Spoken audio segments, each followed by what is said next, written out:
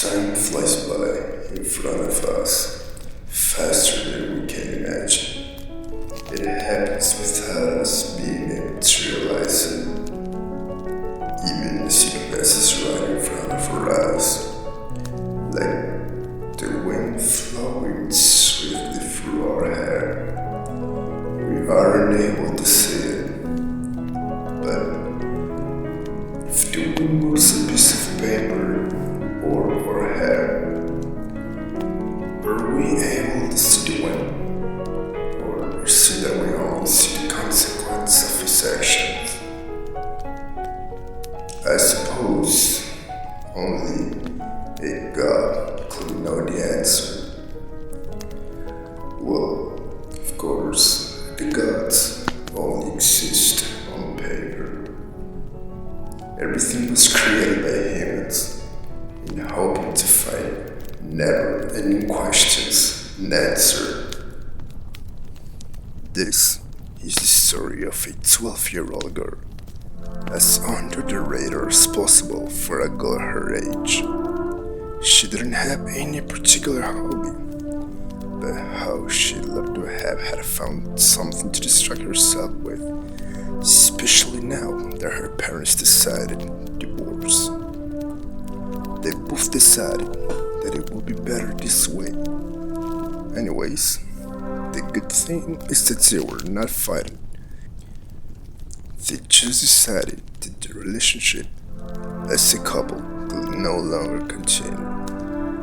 They agreed that, given her father's demanding job, it would be better for Amy to live with her mother and visit her during the summer. Though, as we mentioned before, her parents were on good terms, so whoever she lived with, it's something that did not affect her, or at least in front of them. What did affect her was that her mother had decided to move to another city to feel that she was really starting from scratch. However, it turns out that this is exactly what her daughter wanted to avoid, starting from scratch. At that age, her opinions and preferences were what an approximate to nothing. So, a month after her parents decided to separate, Amy and her mother were in the midst of a prolonged and slightly awkward silence. Apart from sitting in their new dining room in the middle of moving boxes, the only thing Amy could think of was just how much she was going to miss her friends, especially now that they had finally managed to be in the drama club all together. But with a new city comes a new school. Her mother, understandably, had many more things to think, plan, and worry about. Though, also, as expected, due to her maturity, she was able to act as if nothing was happening. She was the first to speak. Amy, she timidly asked. Her daughter, without lifting her head from the table, responded with a cold yes. Her mother decided to act like nothing was happening. She asked, "You ready for your first day at your new school?" Her daughter, without changing her attitude or pose, replied, "I think so. A little nervous, I suppose." Despite her daughter's attitude, her mother continued to try to cheer her up instead of reprimanding her.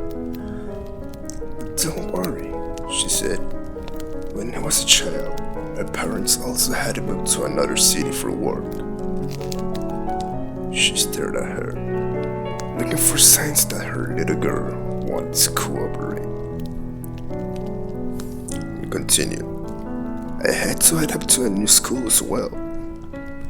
You have nothing to worry about. Things will adjust themselves. You just need time. Her daughter remained silent. "What's going on?" she asked. "Ah, you miss your friends, don't you?" she asked, acting as if she just found out.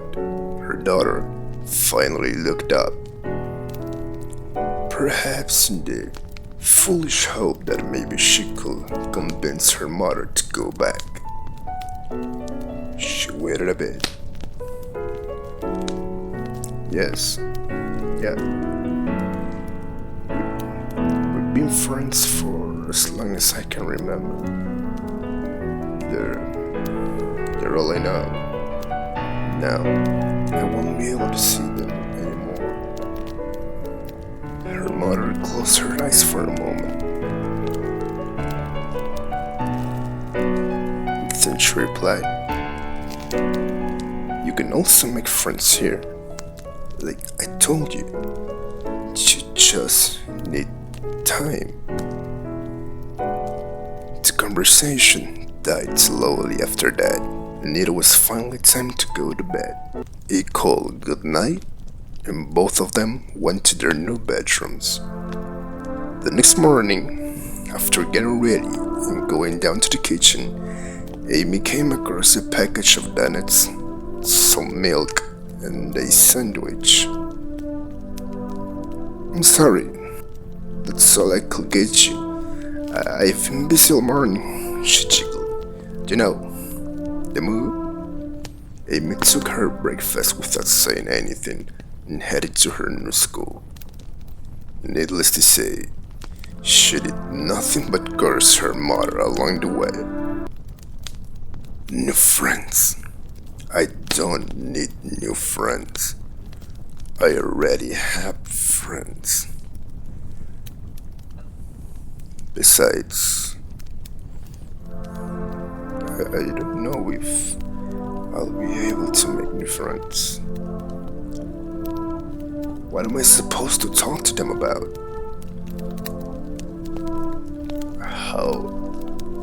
How will I know if they like me?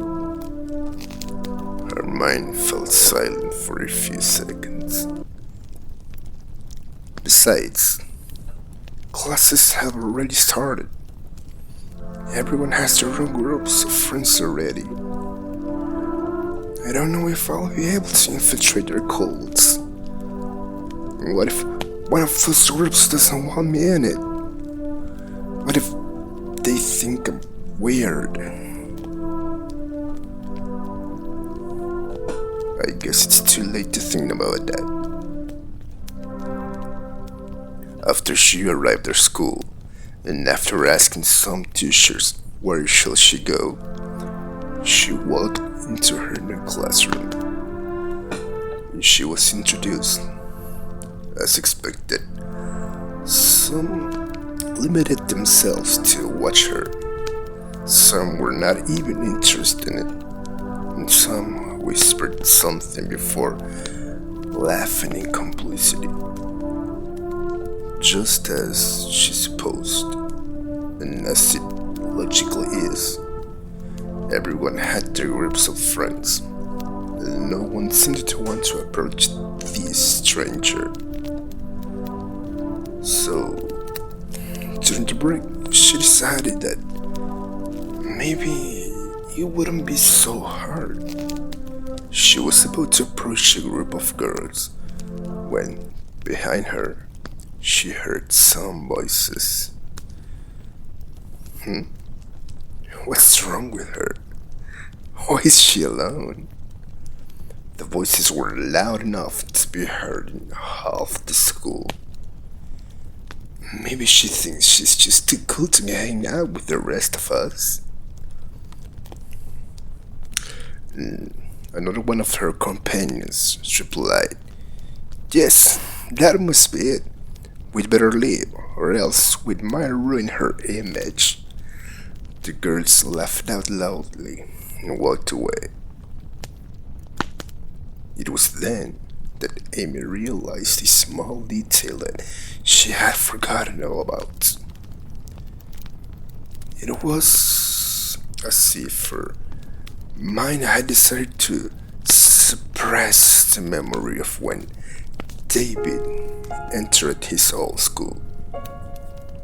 She remembered saying something very similar to the girl from just now.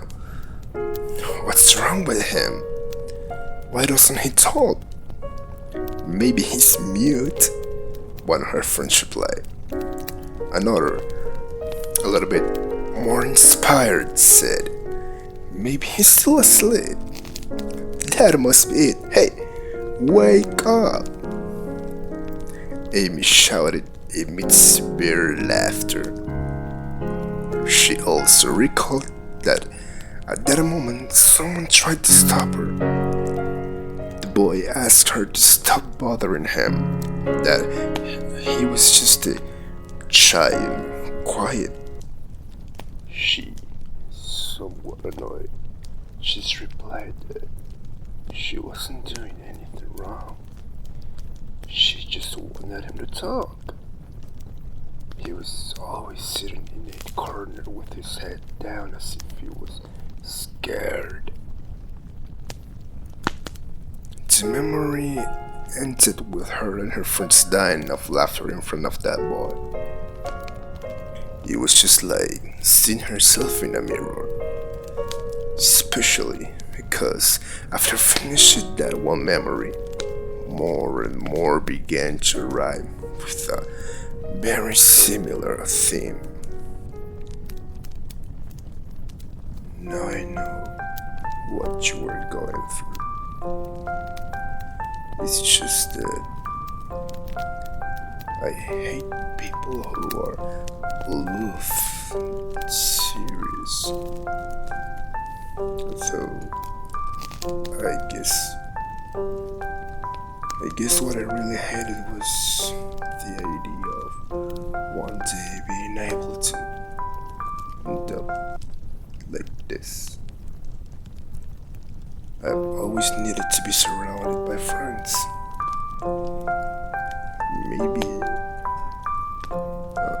Maybe I'm afraid of feeling rejected, or maybe I'm just too afraid to explore my own mind and discover who I really am. The little girl approached a corner next to a small flower plot, sat down, and hugged her niece in a pathetic attempt to suppress her crying. But while she was doing so, by accident, she knocked over the pot. Amy swallowed hard and wiped away the few drops that had slipped down her small white face.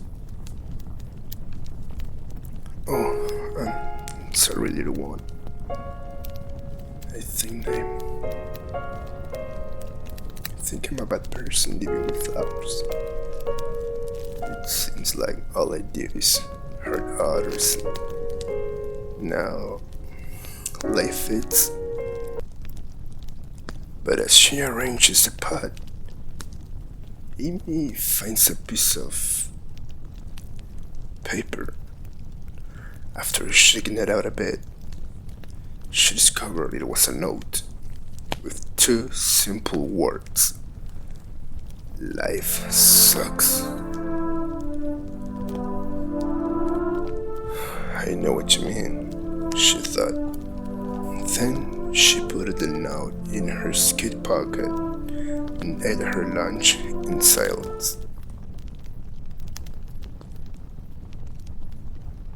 When she returned to class, she heard some laughter again.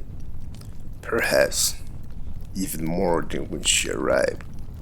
She said nothing. She just tried to pretend as if she didn't hear them.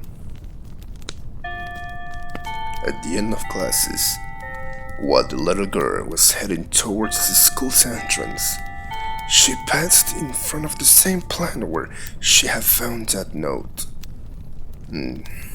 Without thinking too much about it, she began to speak to the plant. Uh, Hello, Mrs. Plant. Wait, wasn't that a message yours? Could it be that you were talking to me?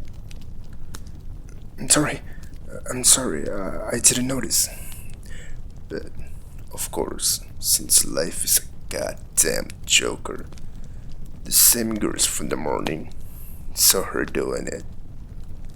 Look, now the queen, said the girl, to add even more irony and displeasure to her words. She also talks to plants. The boy around her laughed loudly. Did you talk to animals too? More laughter. Amy, for her part, decided to try to ignore them all. After all, maybe it's what she was best at. I'm fine. Don't worry, Miss Plant. Maybe Chuchu's told by notes. So, I'll leave my answer here on a note as well. She took the note from her pocket and a pen from her backpack. She wrote something and placed a piece of paper under the pot.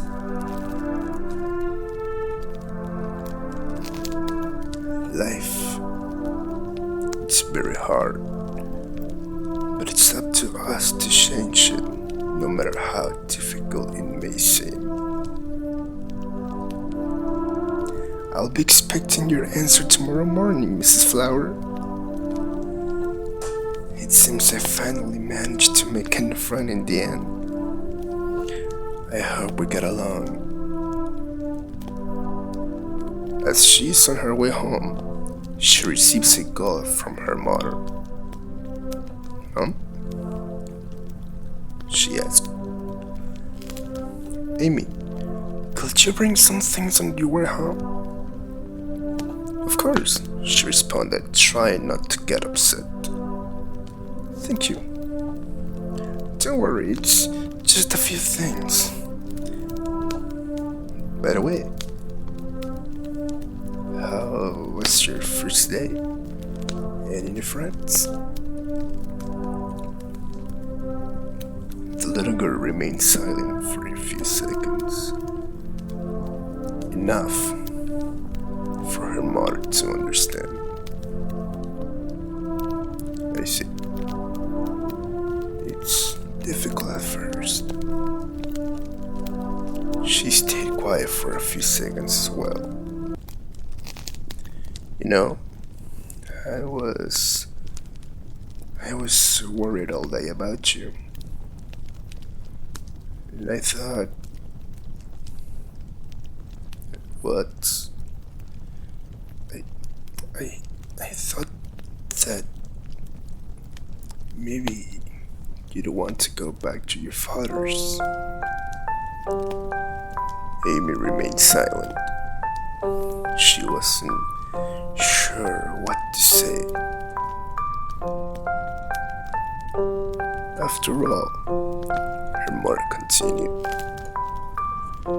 Your friends are there. Your school, your father, and your whole life is there. Also, it was your father and I who decided to get divorced. It was I who decided to start from scratch. You don't have to stay and suffer. Don't worry, it'll be just as we agreed. You will be able to visit me during the summer holidays, and I got one. She interrupted her mother. I got a friend. She looked back and saw the plant. Seriously? Asked her mother. Her voice was a little broken. Yeah, it's very nice. She lied. Well, why didn't you tell me earlier? I wanted it to be a surprise. Well, it was a really big, good surprise. Yep. So, Amy, about your father? You said you needed me to bring something sober. What were they? She interrupted her mother again. That was the last time her mother brought up the subject of returning to the old city, or something like that, since Amy always found a way to avoid the subject. And when she didn't, she simply ignored her mother, who, at first confused, was not bothered by this, and even made her love her daughter more. Just like this, the days went by. Until that day, she had died slowly, and before they knew it, a month had already passed. In that month, her mother had told her about her new job, about her new friends, about a cafe she was going to, a museum she wanted to visit, etc., etc., etc. And she, on the other hand, told him about how she lost her breakfast, and her friends helped her to find it. About when they went to the movies together. About when she, Amy, had helped her friends declare to the boy that she liked, etc., etc., etc. All lies, of course. Until one day, her mother innocently asked her, "Why haven't you brought your friend home? I want to meet her." "I can't invite a girl I just met to my home," the girl replied, trying to reply something logical. "Just met? It's been a month already, Amy. Come on, bring her over. You could have sleepover." The girl replied that she will tell her friends, and ended the call shortly after. A month had passed, and she still had no friends. One could even say that, in fact, she was very far from acquiring them. But that was something she had stopped caring about it a long time ago. Perhaps 2 weeks. Since her mind was completely occupied with this small detail. Ever since that day when she left a note under the pot, day after day after day, she had been finding an answer to every single note she left. It's as if she was actually talking to the planet. For a moment, she let out a small giggle as she pictured herself arriving home with a plant on her hands and introducing it to her mother, introducing her new friend. "I don't think the school will let me take you home, though." And just as she was about to laugh, a voice behind her interrupted her. Hey, where did you get that plant? What? She turned around, really confused. It's been here since I entered school. I see. You're a new joiner. She walked over and took the plant. This plant disappeared from the drama school props a month ago. We just give it up for lost. Wait, are you taking it with you? She asked, surprisingly worried. Yes, like I said, this is part of our club's props. I'm just taking it back. But, what's wrong?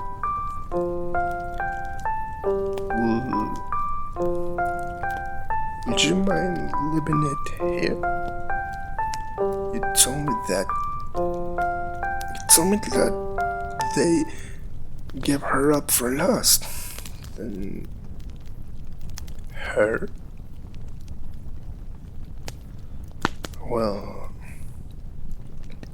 we already got the replacement. See, in addition, I don't have any friends. I just like to eat next to this plant. Of course, you don't have any friends. You've just arrived. Just wait. No. Nothing would happen but just waiting. Nothing, she remarked. It's still the club's prop. Sorry. Amy felt that immense need to use her fists at that moment, but also to burst into tears. So much so that she couldn't decide on either one. The other girl, on the other hand, also seemed to be thinking of many things all at once. She lowered her gaze, bit her lips, and finally gave her permission to keep the plant. But I'm not responsible for what the teachers say. They can take it away from you at any time, okay? Amy thanked her so much. The girl just left without saying anything, although she seemed sadder than upset. Amy excitedly took a piece of paper and a pen to leave a note for her friend. The drama club almost took you away, but I managed to persuade them not to. Nothing really interesting happened that day. It was just one more. The interesting thing happened the next day during the break.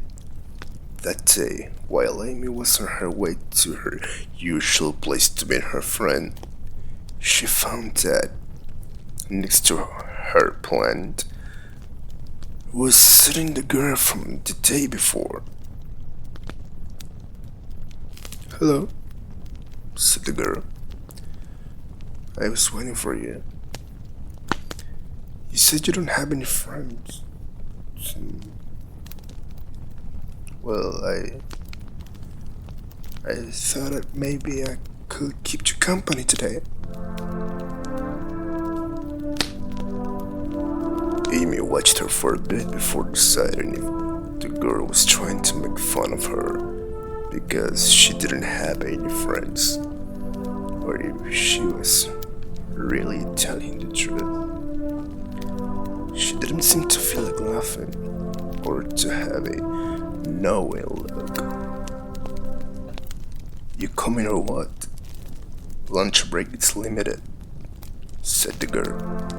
Amy approached and took out her breakfast. Then the other girl offered her food, something to drink and some treats as well. When asked why she had so much food, the girl just replied that her mother had prepared lunch for her. "Besides, I already told you I was waiting for you." It didn't take more for Amy to begin to understand what, perhaps, was going on.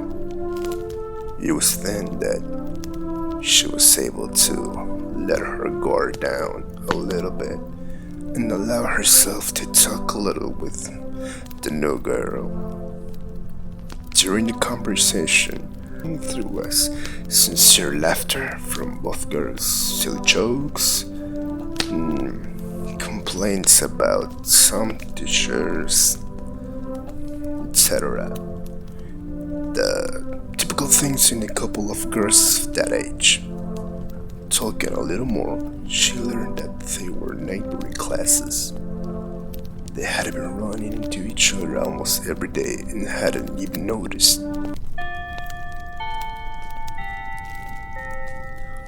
Later that day, at the end of classes, there at the entrance of the classroom, Amy saw the same girl waving at her.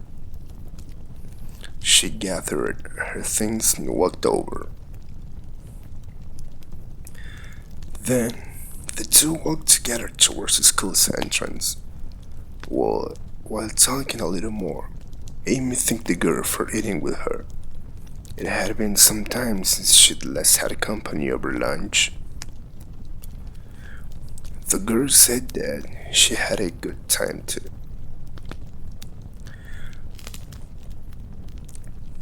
But the real surprise came when the girl asked Amy if it will be possible for them to eat together the next day.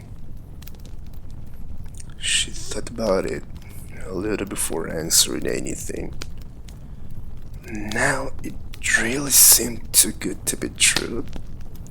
Had a friend just fallen from the sky?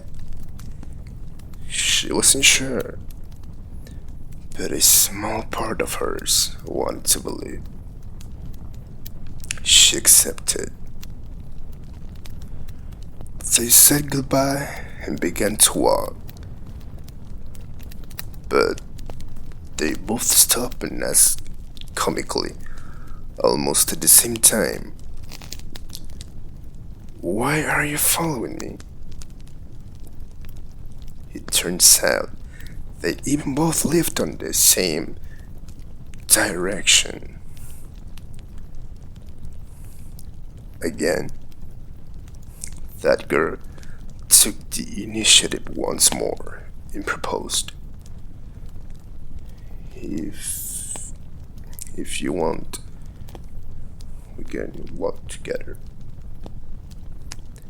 Amy, perhaps already abusing her innocence, accepted again. But then she remembered that she had not left any note to her friend, the plant. Oh, wait. Something wrong. I'll be right back. The girl ran, without undeniable joy, towards Blunt and left a small note under. I just made a real friend. I am very happy. It seems that it will no longer be just the two of us. Amy reunites with the girl and resumed the road home. But as they were walking, Amy remembered something else, actually. They both did. They had no idea what their names were. They both laughed and proceeded to introduce themselves. My name is Amy. Nice to meet you. The little girl extended her hand quickly and, unable to hide her joy, the second girl reciprocated equally quickly. Nice to meet you, Amy. My name is Alice.